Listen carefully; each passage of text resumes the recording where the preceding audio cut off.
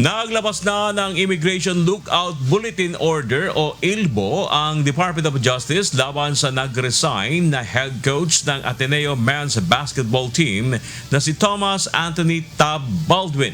Ito'y may kaugnayan pa rin sa isinasagawang investigasyon sa kaso ng pagkamatay ng dalawang student athlete na sina Rene Baterbonia at Divine Adili. Kasama rin sa inisyuhan ng ILBO ang 4 na iba pa, kasama ang dating team manager na si Christopher Epo Quimpo at 3 assistant coaches na sina Reynaldo Jacinto Jr., Dean Castano at Sandro Soriano.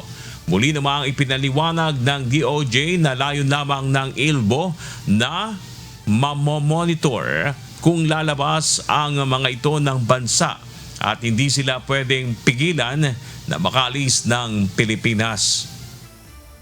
Maaari lamang sila ang pagbawalan na makabiyahe abroad kung sila ay i-issuehan ng hold departure order.